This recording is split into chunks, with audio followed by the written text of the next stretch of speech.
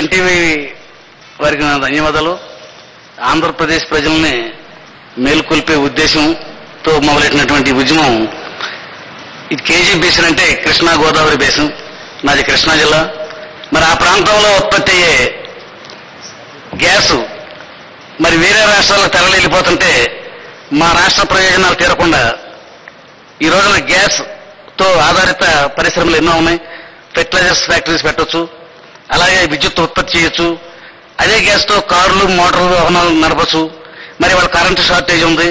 మరి మన రాష్ట్ర అవసరాలు ఏమీ తీరకుండా మరి పక్క రాష్ట్రాలకు తరలిపోతుంటే రేటు నిర్ణయించడంలో కూడా 12,000 కోట్లు అవుతుందని చెప్పి మరి దాని రేటు నిర్ణయం చేసుకున్న తర్వాత మళ్ళీ 48,000 కోట్లు అవుతుందని చెప్పి మళ్ళీ రేటు దానికి రెట్టింపు రేటు చేసుకున్నారు, 4 రెట్లు. మరి ఇవాళ ఆ రేటు నిర్ణయం అనేది మన ప్రజలు మోయలేని భారం. ఫస్ట్ నారాయణ గారు చెప్పినట్టుగా ఉద్యమాల ద్వారానే ఇది సాధించుకోవాలి, రిప్రజెంటేషన్స్ ద్వారా సాధించేది కాదు. మన ఉత్తరాలు రాస్తే ఈ సమస్య పరిష్కారం దొరికేది కాదు. ఇవాళ ఒక సమస్య పరిష్కారం ఇవ్వాలంటే ఏ స్థాయిలో పోరాటం చేస్తే అవుతుందో మనకు తెలవని విషయం కాదు. మరి వాళ్ళ విశాఖ ఉక్కు ఆంధ్ర హక్కు అని చెప్పి ఆ రోజుల్లో ఉద్యమం చేస్తేనే విశాఖపట్నంలో ఉక్కు ఫ్యాక్టరీ పెట్టగలిగాం. అలాగే మరి స్వాతంత్ర పోరాటం చేస్తేనే స్వాతంత్రం సాధించుకోగలిగాం. అంతే తప్ప ఉత్తరాలు రాసి చాలా కాలంగా రాస్తున్నారు ఉత్తరాలు ముఖ్యమంత్రి గారు. దానివల్ల ఏ రకమైన ప్రయోజనం కానీ ఏ రకమైన హామీ కానీ మనకు లభించలేదు. మన ఆంధ్ర అవసరాలకు సరిపడా మన వాటా ఎంతో తేల్చాలి. దాని గురించి ప్రైస్ రేటు కూడా మళ్ళీ వేరే రెగ్యులేటరీ కమిటీ వేసి రేటు కూడా తగ్గించాలి. ఇవాళ ఎక్కడా లేని రేట్లు ఎవరెవరో లాలుచి పడిపోయి ఏదో రేట్లు నిర్ణయిస్తే ఆ రేట్లు మన రాష్ట్రం కొనుక్కోవాల్సిన అవసరం లేదు. కాబట్టి రేటు విషయంలో మళ్ళీ రెగ్యులేటరీని పెట్టి రేటు నిర్ణయించాలి. మన ఆంధ్ర కోటా ఎంతో తేల్చాలి. ఆంధ్ర అవసరాలు తీరిన తర్వాత ఇతర రాష్ట్రాలకు వెళ్లేలాగా దీని మీద ప్రజలు ఉద్యమం చేయాలి. దానికి అందరు నాయకులు కూడా కలిసి రావాలి. ఈ యొక్క రిప్రజెంటేషన్లు ఉత్తరాల ద్వారా ఈ సమస్య పరిష్కారం కాదని నా అభిప్రాయం. ఝాన్సీ గారు. అందరికీ ధన్యవాదాలు. ముందుగా ఎన్టీవీ వారికి ఇంత మంచి సమస్యను ఈ రకంగా ప్రొజెక్ట్ చేస్తున్నందుకు.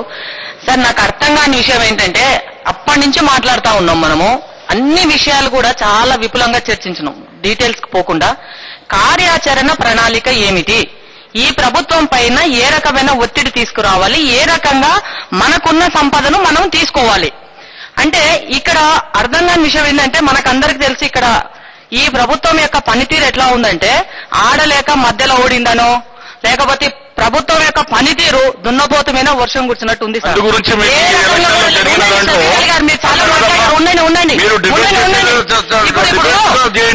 ప్రభుత్వం మీద ఇప్పుడు ప్రభుత్వం కాకపోతే 33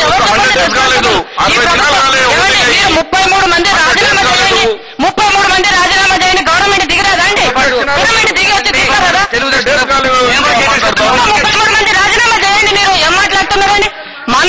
మనకు ఇన్ని సంవత్సరాల నుంచి గత ప్రభుత్వము బాధ్యత వహించిందని మీరు అన్నప్పుడు మీ ప్రభుత్వం గత 2 టర్ముల నుంచి ఉన్నప్పుడు మీరు ఎందుకు బాధ్యత వహించారు? 33 మంది ఎంపీలు ఉన్నారండి. మీ ఆంధ్రప్రదేశ్ యొక్క కంట్రిబ్యూషన్ మీద ఇవాళ యూపీఏ ప్రభుత్వం నడుస్తూ ఉంది. అట్లాంటప్పుడు మీరు ప్రెషర్ తీసుకురావడంలో ఎందుకు వైఫల్యం చెందుతున్నారండి?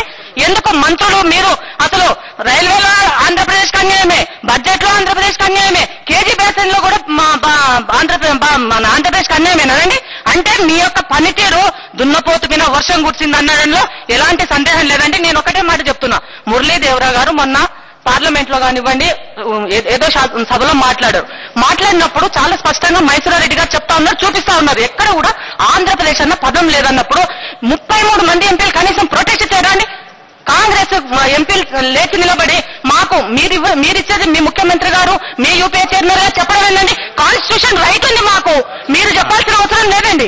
ఝాన్సీ గారు సరే అంటే ఇప్పుడు మనకు కావాల్సింది ఏంటంటే ఇక్కడి నుంచి మన అడుగులు ఎలా పడాలి సార్? నేను అదే చెప్పబోతున్నా సార్. దయచేసి ఈ విషయంలో మనం గతంలో మనకు జరిగిన ప్రాజెక్టులు కానివ్వండి, రైల్వే విషయంలో కానివ్వండి, మన యొక్క నిరాసక్తత నిర్లిప్తత మూలంగా మనం అనేక రకాలుగా నష్టపోయినాం. మళ్ళీ నష్టపోవాల్సిన బాధ్యత అవసరం మనకు లేదు. ఈ ప్రభుత్వం మీద ప్రెషర్ తీసుకురావాలి అంటే ఈ ప్రభుత్వం పైన ఎంపీలు ప్రజాప్రతినిధులు ఇప్పుడు వాళ్ళ 33 మంది గెలిచారంటే ఆంధ్రప్రదేశ్ లో ఎక్కువ మంది ప్రజలు కాంగ్రెస్ పార్టీని సమర్థించారు కాబట్టి గెలిచారు. వారి యొక్క కోరికను మన్నించాల్సిన బాధ్యత కూడా ఇక్కడి నుంచి గెలిచిన వాళ్ళ పైన ఉంది. కాబట్టి ఈ 33 మంది ఖచ్చితంగా యూపీఏ చైర్మన్ గారు కానివ్వండి, ప్రధానమంత్రి గారిని కానీ కలవండి. ఖచ్చితంగా కలిసి అవసరమైతే అఖిల పక్షాన్ని తీసుకెళ్ళండి. ఈ అఖిల పక్షం కలవాలి, అందరూ కలిసి వెళ్ళాలి. అందరూ కలవడానికి సిద్ధంగా ఉంటారు. ఎవరు కూడా మేము వెళ్ళాలి. ఏం చెప్పాలి? ఎర్రనాయుడు గారు మీతో స్టార్ట్ చేద్దాం. ఇక్కడ ప్రధాన పార్టీల యొక్క నాయకులందరూ ఉన్నారు, పెద్ద నాయకులందరూ ఉన్నారు, స్వతంత్ర విశ్లేషకులు, సామాజిక విశ్లేషకులు, రాజకీయ విశ్లేషకులు, హరగోపాల్ లాంటి వారు ఉన్నారు, నిపుణులు ఉన్నారు, ఉద్యమాలు చేసినటువంటి వారు ఉన్నారు, మీరందరూ ఉన్నారు కదా. అయితే ఒకవేళ మనందరం కలిసి రాజకీయ పార్టీలు, ప్రజా సంఘాలు, నేను చెప్పేనండి ఒక్క నిమిషం, అది మీకు కూడా అది వర్తిస్తుంది. మీరందరూ కూడా ఎంపీలు తీసుకెళ్తారు, ఎమ్మెల్యేలు తీసుకెళ్తారు, ప్రజా సంఘాలు తీసుకెళ్తారు, రాజకీయ పార్టీల సభ్యులు తీసుకెళ్తారు, అధ్యక్షులు తీసుకెళ్తారు, మొత్తం అంతా వెళితే ఏం కోరాలి, ఏం అడగాలి, కేంద్రం ముందు మనం పెట్టాల్సినటువంటి చార్టర్ ఆఫ్ డిమాండ్స్ ఏంటి అనే దాని మీద మనం ఏమన్నా ఆలోచించవచ్చా? ఏం చేయొచ్చు? ఒక్క నిమిషం దాని వద్దు, మీరు కూడా చెప్పాలి దాని గురించి. అంటే మీరు మాట్లాడే ముందు మీరు ఏమన్నా ఒక్క నిమిషం మాట్లాడాలనుకుంటున్నారు? అంటే వాళ్ళు చేస్తే ఎక్కువసేపు మాట్లాడతారు కాబట్టి ఒక నిమిషం ఎక్కువసేపు లేదు. ఇది ఇక్కడి నుంచి నారాయణ గారు ఇక్కడి నుంచి నిర్దిష్టంగా మనం ఏం చేయాలి డిమాండ్స్. దానికన్నా ముందు ఒకటి 99లో చంద్రబాబు నాయుడు సరిగ్గా చేయలేకపోయాడని తప్పు చేశాడని చెప్పి అన్నారు. మరి 2004లో మీకు కూడా మేము ప్రపోజ్ చేశాం, మీరు కార్పొరేషన్ పెట్టమని, మీరు పెట్టలేకపోయారు. ఈ గ్యాస్ కు సంబంధించి గవర్నమెంట్ ఇండిపెండెంట్ గా కాదు రాష్ట్ర ప్రభుత్వమే అయిపోయింది. AP Genco started one joint venture company gas explore. అది కాదు రెండవది ముందు నిర్దిష్ట ప్రతిపాదన ఒకటండి. రాష్ట్ర ముఖ్యమంత్రి గారే అఖిల పక్షానికి నాయకత్వం వహించి ప్రధానమంత్రి దగ్గరికి వెళ్లి మా రాష్ట్రానికి ఉన్నటువంటి గ్యాస్ మాకు సరిపడా నామినల్ ప్రైస్కే మాకు ఉండాలి, తర్వాత సపరేట్ బాక్స్ అలాట్మెంట్ కూడా మాకు పర్మిషన్ కావాలి, ఇది మీరు ఆమోదించమని చెప్పాల్సిందే. వారు వింటారని అనుకోండి. అంటే వింటారంటే వినడానికి అవకాశం ఉండే పరిస్థితి ఉండదు. రిలయన్స్ 4 years నుంచి చెప్తున్నాం కన్సెషన్ ప్రైస్ లో మా ఏం చేద్దాం? దయచేసి అలా కాదు, అది నారాయణ గారు దయచేసి అలా కాదు, అది కుదరకపోతే ఏం చేద్దాం? ఒక్క నిమిషం నేను చెప్పనివ్వండి, విషయం చెప్పనివ్వండి. మనం ఇక నుంచి ఆంధ్రప్రదేశ్ రాష్ట్ర ప్రజల తరఫున మీరందరూ వెళ్లి కేంద్ర ప్రభుత్వం ముందు ఏం పెడితే బాగుంటుంది అనే దాని మీద కాస్త మనందరూ కొంచెం కాసేపు మాట్లాడుకుంటే బాగుంటుంది నా ఉద్దేశం. అదే చెప్తాను. ఇక వెనక్కి వెళ్ళకండి, గతంలోకి వెళ్ళకండి. మేము చెప్పాం, మీరు చేయలేదు, అదే నేను దాని ఇక నుంచి మనం చేయాల్సింది ఏమిటి, కార్యాచరణ ఏమిటి, మనం కేంద్ర ప్రభుత్వం ముందు పెట్టాల్సినటువంటి చార్టర్ ఆఫ్ డిమాండ్స్ ఏమిటి, ఆంధ్రప్రదేశ్ ప్రజానీకం 1-2 పాయింట్సే. రాష్ట్ర ముఖ్యమంత్రి గారు అఖిల పక్షాన్ని లీడ్ చేయాల్సిందే, ప్రధానమంత్రిపై ఒత్తిడి చేయాల్సిందే, రాజకీయ ఒత్తిడి జరగాల్సిందే. ఆ రాజకీయ ఒత్తిడి పరిష్కారం కాకపోతే ఇక్కడ కార్యాచరణ కూడా వెళ్లాల్సిందే. కార్యాచరణ అంటే ప్రభుత్వం మీద ఒత్తిడి చేయడానికి రాష్ట్ర ప్రజలను కూడా ఇన్వాల్వ్ చేయాలి మూవ్మెంట్ లో. ఇందా చెప్పినట్టుగా విశాఖ స్టీల్ కోసం జరిగిన ఉద్యమం లాంటి ఉద్యమం మళ్ళా వస్తే తప్ప ఈ గ్యాస్ మనం సాధించుకోవడం సాధ్యం కాదు. అందువల్ల డెమోక్రటిక్ మెథడ్స్ లో ఉద్యమాలు సాగిస్తేనే సాధ్యమవుతుంది. ఆ ఉద్యమం సాధించే క్రమంలో గాన పరిష్కారం కాకుండా పోతే అది చాలా కాన్సిక్వెన్సెస్ దారితీస్తుంది. ఎంత దారితీసినా సరే రాష్ట్రాన్ని కాపాడుకోవాలంటే ప్రత్యక్ష పోరాటం సాగించాల్సిన అవసరం ఉంది. దానికి అన్ని రాజకీయ పార్టీలు కలిసి వస్తే ఇంకా మంచిది. మా వరకు మేము మాత్రం ముందుంటామని చెప్పేసి మీకు విజ్ఞప్తి చేస్తా ఉన్నాను. ధన్యవాదాలు. ఎర్రనాయుడు గారు వెళ్ళి చూడండి, నిర్దిష్టంగా చార్టర్ ఆఫ్ డిమాండ్స్ ఆంధ్రప్రదేశ్ ప్రజల తరపున మనం ఏం పెట్టాలి? నేను ముందు చెప్పాను, అందరూ చెప్పింది కూడా వినడం జరిగింది.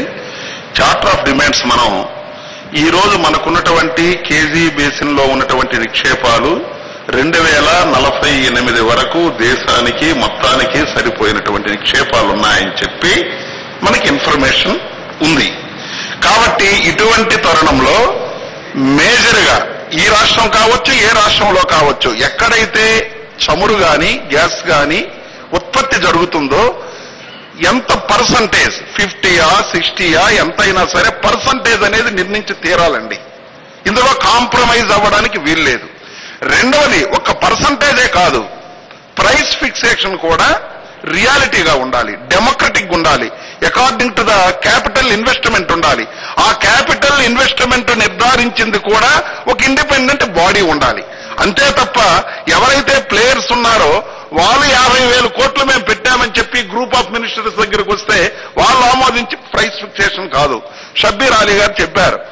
ఈ రోజు కూడా మీరు తీసుకుంటే ఓఎన్జీసీ అంటే ఈ ఆర్గనైజేషన్ 1977లో మొట్టమొదట పరీక్షలు చేసిన తర్వాత ఈ రోజు వరకు కూడా తీసుకుంటే 6.5 మిలియన్ క్యూబిక్ మీటర్స్ ఆఫ్ గ్యాసే వస్తుంది. అంటే 6.5 ఓన్లీ. దాన్ని వాళ్ళు ఫర్మ్ అలొకేషన్ అని చెప్పి చాలా ప్రాజెక్టులు మన ఆంధ్రప్రదేశ్ లో కట్టాం. దానికి గ్యాస్ లేదు. ఆ ప్రాజెక్టులు నడవాలి కాబట్టి కండిషన్ పెట్టి $4.26 కి ఈరోజు గ్యాస్ తీసుకుంటున్నారు. ఈ ధరతో గ్యాస్ తీసుకుంటే రాష్ట్రానికి తీవ్రమైనటువంటి నష్టం జరుగుతుంది. విద్యుత్ శక్తి కానీ వ్యవసాయానికి కానీ అన్నింటికీ నష్టం. కాబట్టి ప్రైస్ ఫిక్సేషన్ కూడా రియాలిటీ ఉండాలి. ఇంకొకటి ఏమిటంటే ఇప్పుడు కేజీ బేసిన్ నెట్వర్క్ సిస్టమ్ అని చెప్పి పైపుడ్ గ్యాస్ పెట్టారు. కేజీ బేసిన్ లో ఫ్రీగా ఇవ్వాలంతే. మీరు ఈరోజు తీసుకుంటే ఈశాన్య రాష్ట్రాలు కానీ హిమాచల్ ప్రదేశ్ లో కానీ ఎవరైనా పవర్ ప్రాజెక్ట్ కట్టేటప్పుడు ఒక కండిషన్ ఉంటుంది. మీరు ఫ్రీ పవర్ 15% స్టేట్ గవర్నమెంట్ కి ఇవ్వాలి, 5% of the power local free distribution ఇవ్వాలి. అలాగైతేనే మేము లైసెన్స్ ఇస్తాము. దానికి ఆమోదించి ఫ్యాక్టరీలు పెడుతున్నారు. ఉత్పత్తి అయిన దానిలో స్టేట్ కి 15% ఇస్తున్నారు. మీరు ఈరోజు హిమాచల్ కానీ ఈశాన్య రాష్ట్రాలు కానీ బడ్జెట్ ఇన్కమ్ అంతా కూడా ఈ 15% ఆఫ్ పవర్ ఇచ్చిన దాంతో అమ్ముకునే రాష్ట్ర బడ్జెట్లు తయారు చేస్తున్నారు. జస్ట్ కాబట్టి ఆ విధంగా ఈ కేజీ బేసిన్ ఏరియాలో ఉన్నటువంటి టౌన్స్ కానీ గ్రామాలకు కానీ ఫ్రీ గ్యాస్ ఇవ్వాలి. తర్వాత ప్రైస్ ఫిక్సేషన్ చీప్ గా ఉండాలి. చెప్పేది చార్టర్ లో ఉండాలంట. చార్టర్ లో ఉండాలి. ఒకవేళ ఈ రోజు లేకపోవచ్చు గ్యాస్ పాలసీలో, మనందరం ప్రయత్నం చేయాలి. కాబట్టి ఇది నేషనల్ పాలసీ కాబట్టి ఆ విధంగా చేయాలి. తరువాతను అక్కడ స్థానికంగా ఎవరైతే భూములు కోల్పోయినారో, ఉపాధి కోల్పోయినారో, దట్ ఈజ్ మోస్ట్ ఇంపార్టెంట్ అనమాట. రీహాబిలిటేషన్ పాలసీ అనేది ఆయుపట్టు. ఏ ఇండస్ట్రీ అయినా ఏదైనా వాళ్ళకి ఉపాధి కల్పించడంలో మాత్రం కాంప్రమైజ్ ఉండకూడదు. ఈ 4 అంశాల మీదను నిర్దిష్టమైనటువంటి అభిప్రాయాలతో అన్ని పార్టీలు ఏకగ్రీవంగా ఈ చార్టర్ ఆఫ్ డిమాండ్స్ తో లీడ్ చేయాలి. ముఖ్యమంత్రి లీడ్ చేస్తూ అందరూ వెళ్ళడానికి సిద్ధంగా ఉన్నారు. రఘునాథ్ గారు, బీజేపీ తరఫున మీరేం చెప్తారు? మొత్తం అంటే ఆంధ్రప్రదేశ్ ప్రజల తరపున మన కేంద్ర ప్రభుత్వం ముందు చార్టర్ ఆఫ్ డిమాండ్స్ ఉంచుదామని అనుకుంటే వచ్చే 15 రోజుల్లో అటువంటి చార్టర్ ఆఫ్ డిమాండ్స్ మనం అందరూ కలిసి తయారు చేయాలనుకుంటే మీరు చెప్పేది ఏమిటి? మొట్టమొదటిగా ఎన్టీవీకి నమస్కారం, ధన్యవాదాలు. మొట్టమొదటిగా నేను చెప్పదలుచుకుంది ఏంటంటే ఇది డిప్లీట్ అవుతున్నటువంటి అయ్యేటటువంటి రిసోర్స్ కొన్నాళ్ళకి తరిగిపోతుంది. 2040 ఎందుకు అయిపోతుందని ఇంతకుముందు ఎవరో చెబుతున్నారు. 2040 తర్వాత దీని గురించి మాట్లాడుకోవడానికి కూడా అవసరమే ఉండదు. ఇంకా డిప్లీట్ అయిపోయేటటువంటి రిసోర్స్ గురించి ఎంత జాగ్రత్తగానో ఆలోచించాలి. ఇందాక అందరూ పెద్దలు చెప్పారు, డిప్లీట్ కానటువంటి రిసోర్స్ వాటరు హిమాచల్ ప్రదేశ్ కానీ వాళ్ళు 12% తయారైన పవర్ వాళ్ళకి ఫ్రీగా ఇవ్వాలని మొదట్లోనే కండిషన్ పెట్టుకున్నారు. అది డిప్లీట్ కాదు, మళ్ళీ ఆ వాటర్ వాడుకోవచ్చు, ఎన్ని సంవత్సరాలైనా వస్తుంది. అయినా వాళ్ళ కండిషన్ పెట్టారు. కానీ డిప్లీట్ అవుతున్నటువంటి రిసోర్స్ కి మన రాష్ట్ర ప్రభుత్వాలు ఏ కండిషన్లో పెట్టలేదు. అందరు చెప్పినే మళ్ళీ చెప్పడం నా ఉద్దేశం కాదు. 4 పాయింట్లు బ్రీఫ్ గా చెప్తాను. 4 పాయింట్లో మన రాష్ట్ర ప్రభుత్వాలు ఫెయిల్ అయినాయి. ఒకటి, మన సొంత ఎక్స్ప్లోరేషన్ మనం చేసుకోలేదు గుజరాత్ లాగా. రెండవది, మనకేం షేర్ కావాలనే దానిలో మనం ఇన్సిస్ట్ చేయలేదు. మూడవది, మనం నెట్వర్క్ డెవలప్ చేసుకోలేదు. ముఖ్యమైనది, యాడిక్వేట్ ప్రెషర్ పెట్టలేదు. ఈ 4 కారణాలు మన ప్రభుత్వాలు చేసి, ప్రభుత్వాలు అంటే కాంగ్రెస్ తెలుగుదేశం రెండు ప్రభుత్వాలు తొందర కంప్లీట్ చేస్తాను. తొందరగా కంప్లీట్ చేసి మా డిమాండ్ ఏంటో కూడా చెప్తాను. తొందరగా చెప్పేస్తాను. అయితే మేము కమ్యూనిస్టులు మిగిలిన పార్టీలు మేము అధికారంలో లేం కాబట్టి మాట్లాడుతున్నాం. మేము అధికారంలో ఉంటే మేము కూడా ఏం చేసి ఉండేవాళ్ళం ఆ తర్వాత విషయం. కానీ మా పార్టీ, నేను 2007లో మా పార్టీ రాష్ట్ర ఎగ్జిక్యూటివ్ దీనిలో మేము దీని మీద ఒక రెజల్యూషన్ పెట్టి నేనే మూవ్ చేశాను. దానిలో మేము 2 ముఖ్యమైన డిమాండ్లు నేను చెప్పాను. ఒకటి, మన రాష్ట్ర అవసరాలకు సరిపడినంత, అంటే కనీసం 12%, అది కూడా చెప్పాను. కాస్ట్ ప్రైస్ లో ఎంత కాస్ట్ పడుతుందో అంతవరకు 12%. మొత్తం 100% తయారైందంత మన రాష్ట్రానికే కావాలి. కాస్ట్ ప్రైస్ లో ఇవ్వమని నేనేమంటలా. ఆ 12% అయినా, అంటే 12% అని ఎందుకంటానంటే వాటర్ లో మిగిలిన రాష్ట్రాలు తీసుకున్నాయి కాబట్టి దాని ప్రామాణికం తీసుకుందాం. ఆ 12% అయినా కాస్ట్ ప్రైస్ లో ఇవ్వండి రాష్ట్రానికి, నెంబర్ 1. నెంబర్ 2, ఈ గవర్నమెంట్ ఆఫ్ ఇండియాకి ప్రామాణికం అంటున్నా. రెండవది